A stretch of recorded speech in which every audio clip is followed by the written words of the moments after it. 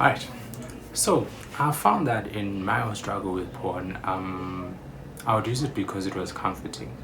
It was an easy, accessible form of like connection. So like when I was feeling stressed, when I'd feel sad, when I'd have like a bad day, or when I'd feel maybe like depressed or anything, that was like an easy way to deal with my stress. And even as I grew in my relationship with God, that was the one struggle that honestly continued for a really long time. And as I said before, like there's a certain comfort that comes from watching porn. There's a certain like form of relaxation that comes from it, obviously. And one of the things that I've seen is like there's also the routine attached to it. It's when you do it for a long time, it's a habit. And so what is that thing called? There's a certain level of like your neural pathways kind of like link to that. So like if you're feeling stressed, if you're feeling sad, if you're feeling overwhelmed, that's now where your mind takes you. And those pathways are very hard to get rid of, even when you become a Christian, because it doesn't just happen overnight. Those are still there, those habits are still there, those connections are still there, the triggers are still there as well. So like there's so much that's attached to the use of porn that happens even as you become a Christian. And even as you grow in your relationship with God, the memories don't fade away.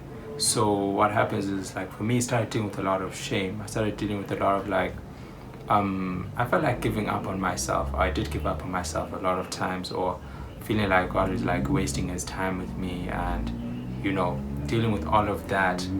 And so the emotional baggage that I came from my own struggles with porn started to now impact my relationship with God. And that I started to put God in like this box as well, where I kind of like hid from him in a sense.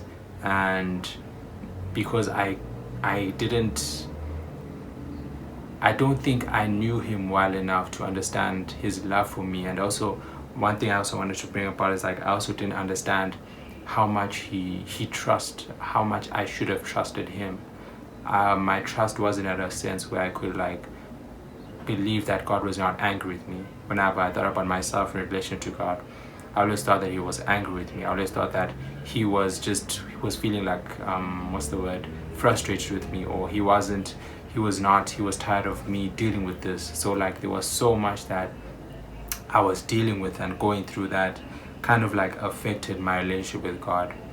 And I don't know when that changed. I don't know if there's a specific moment, but there was a moment when I started I feel like I remember, but there was a moment when I stopped looking within. I stopped looking at God from the lens of like my failures or my stumbles or my struggles. I stopped looking at God from like that lens, and I started looking outwardly. I started looking at God from his perspective, or from his. I started looking at him and his greatness. And when I started doing that, when I started looking at him from that perspective, it helped me a lot to kind of like see that his love goes beyond my understanding. I started to understand like, yes, I'm a sinner, but that doesn't take away from how much God loves me. It doesn't take away from how much God is so focused, is so faithful to me, is so kind to me. And so that when I started like having that perspective, it helped me a lot in building my trust with God as well. And so that's what led to this video today, where I really wanted to bring the question and to keep asking the question of, has God earned your trust yet? Because trust is the foundation of any relationship. Trust is what is in any relationship, is what allows you to be yourself. It's what allows you to feel like you will receive grace in your times of weakness. It is what will help you in times of like when you feel like, man, there's no one in the world who can help me. There's no one in the world who, or even when you are feeling ashamed with yourself, you know that when you have trust with someone, you know that trust is going to be built on love that is unshakable, basically. And so yeah, I really wanted to just bring that question forward, and I wanted to also point out the fact that trust is not something that is built overnight. The reason why my trust with God like took a long time to happen is because it wasn't something that was going to happen like in one moment. It was a gradual process of me seeing God being faithful, of me experiencing God's faithfulness in so many different seasons, in times when I'd watched porn, in times when I had, times when I'd won over certain battles. That trust was something that had to be built over time. Like any relationship, it's something that had to be built over time. And so I really wanted us to focus on that and to look at certain examples in the Bible of how that trust was also built with people in the Bible as well. And the first group of people who I think like perfectly encapsulates this idea of trust with God being built over time is the Israelites. Because when they were in the wilderness for 40 years, even before that, it was a constant battle. It was a constant battle with God, where they would take 2 steps forward and then take 3 steps back, and then they would come to God, and they would rebel against God. And that the picture of the Israelites is us basically.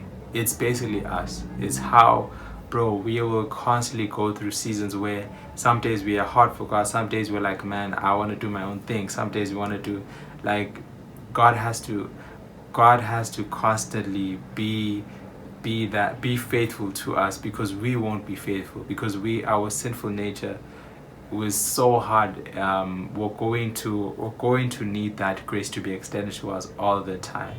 And I think that having the story or the lives of the Israelites in the wilderness gives us a lot of context into trust that was built with God. I think another thing as well is like how God had, one of the most interesting things that you see like when you read through the stories, that whenever God speaks to the people in the wilderness, he always introduces himself, or he always explains, I'm the God who rescued you from Egypt. I'm the God who rescued you from maybe a certain group of people. I'm the God who provided you with this. I'm the God who provided you with that. He always reminds them of what he did for them.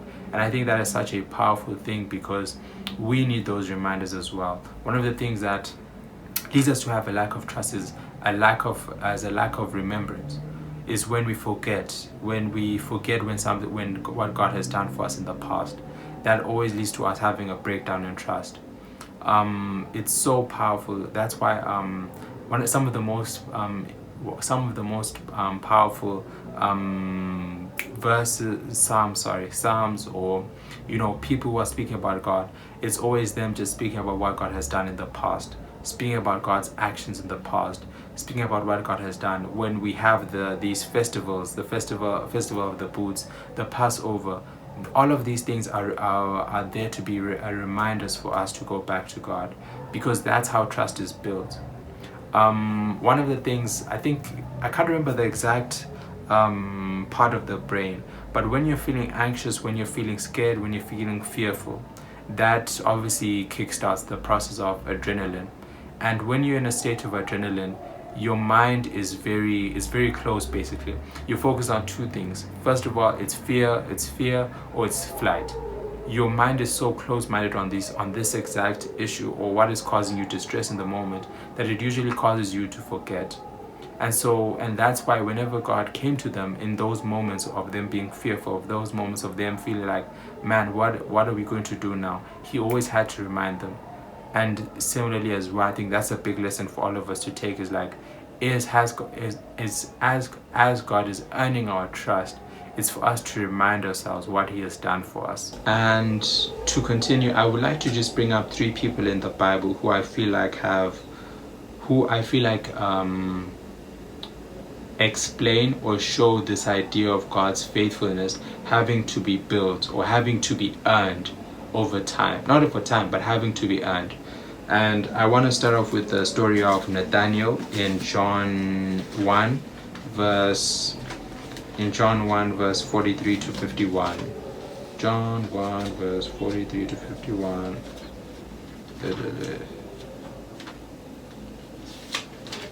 John 1 verse 43 to 51. Alright. It says, Jesus, there we go. It says, John 3 what?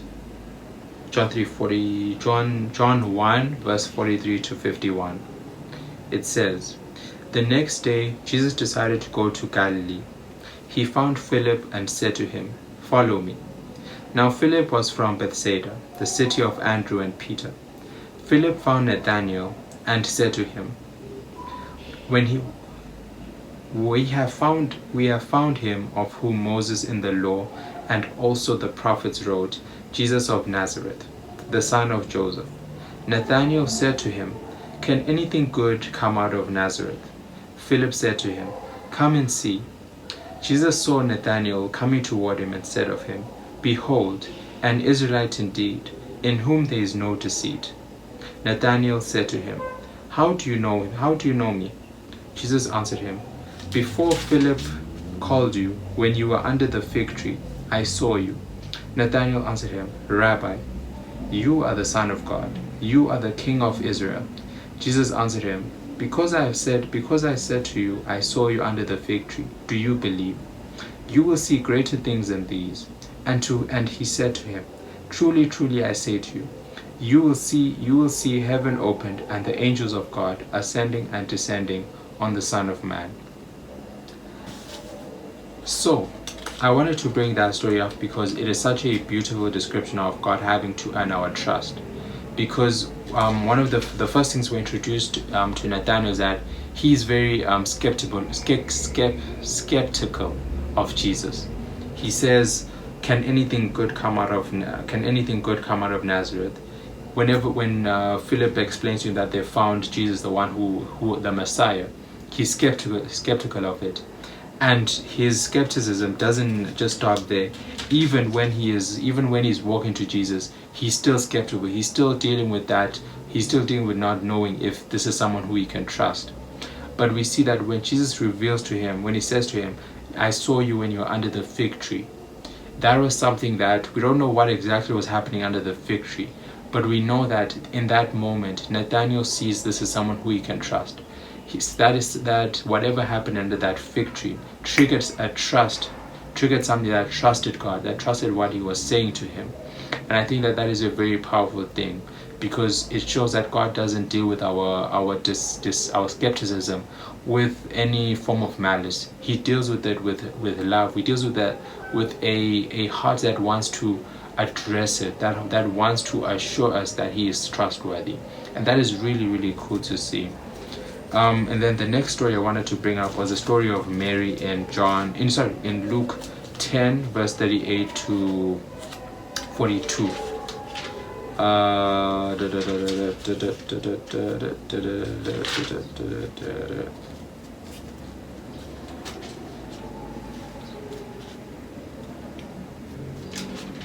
Alright, there we go. Luke 10 verse 38 to 42. Again it says, hold on. Oh, there we go. Now as they went on their way, Jesus entered a village, and a woman named Martha welcomed him into her house.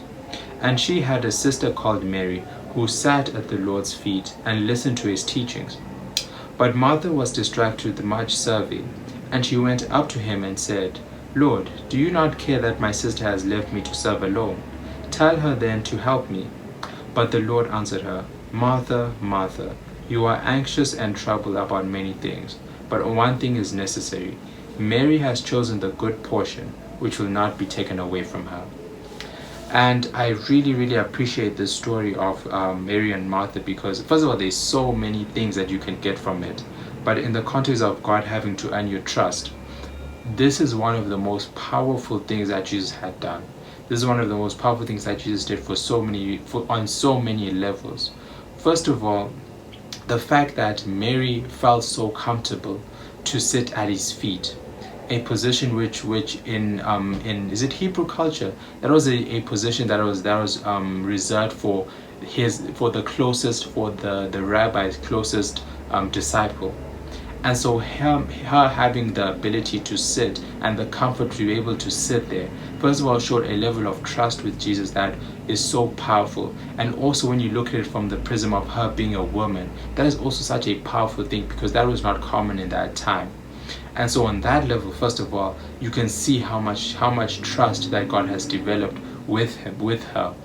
And then on the other side, when her sister, who is working, who's trying to make sure that they have food for the day, comes and asks God to ask Mary to help her, basically to ask her to leave, to her to go and to work in the kitchen, basically, which is a position that was probably seen as where she should have been. It's like when he says he stands up for Mary, he speaks up for Mary and says that no, this will not be taken away from her. That is such a powerful thing, and something that I know built and probably solidified that trust between Mary and Jesus. And I think that it is what led her to grow deeper in a relationship with God, and to understand that she's a valuable member of his discipleship. And I think that was very powerful.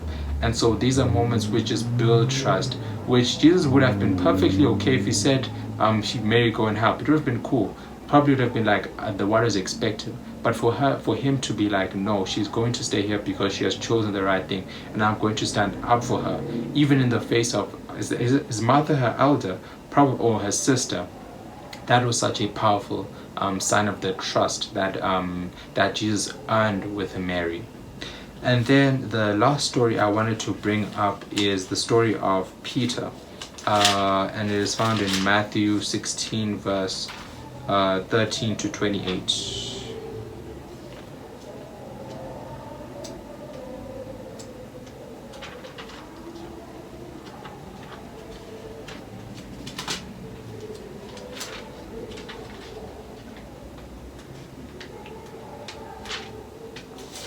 There we go.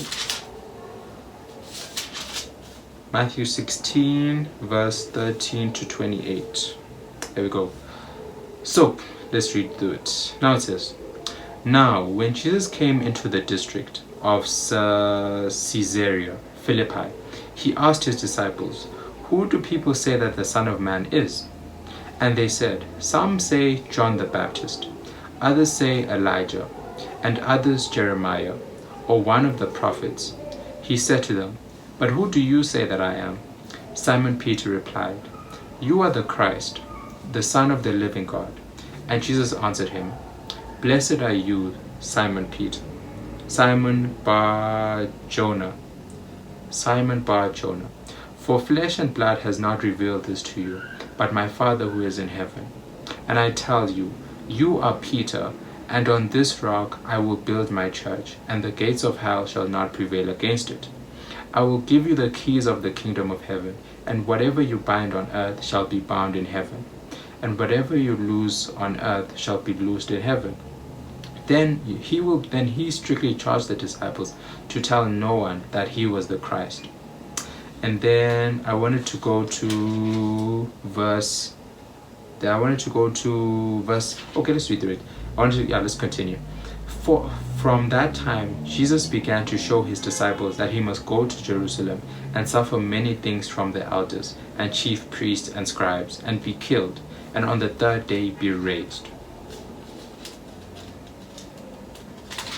And verse 22. And Peter took him aside and began to rebuke him, saying, far be it from you, Lord, this shall never happen to you. But he turned and said to Peter, get behind me, Satan. You are a hindrance to me, for you are not setting your mind on the things of God, but on the things of man. So, I wanted to include the story of Peter, and specifically this one, because a lot of people view this as one of the harshest rebukes that Jesus had done, and particularly because in the story of Peter, a lot of people see that he was one of the disciples who was constantly rebuked. He was constantly disciplined. Jesus was always reprimanding him the most compared to the other disciples verbally. And that is not a mistake, and I don't think that is not something that is a mistake or something that is not intentional. It is something that is very intentional, because I think in the story of Peter, a lot of us can relate to receiving, to not being perfect, to doing a lot of mistakes. And I think that one of the most powerful things that Jesus does with Peter is that he understands that even despite him having to receive the most rebuke and the most verbal reprimands, he knows that all of this is done in love. All of this is done in the context of him being built up, and even he always brings up his reprimands with such powerful forms of affirmation that even though he's being reprimanded in this moment, he is still a valuable part of this discipleship. Not only valuable, but he has been chosen to be the one who the church is going to be built on. His name is changed to the Rock. He's told whatever you bind on earth is going to be bound in heaven. That is such a powerful responsibility, but also that is such a powerful gift that is given to Peter. And all throughout the New Testament, we see Peter constantly going through these phases of falling and then coming back up, of being reprimanded, of making mistakes. But Jesus is always, and we see that Jesus is always there to kind of like pick him up, to encourage him, to build him up, to speak life over him. And that is such a powerful thing that earned Peter's trust to God, and that Jesus did to earn his trust.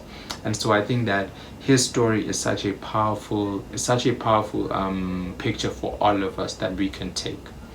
So I think that's what I wanted to speak about. And through whatever stage of life that you're in, whatever stage of your growth, God keep asking yourself and keep building that trust with God, and allow God to earn your trust as well in whatever way that looks like as well.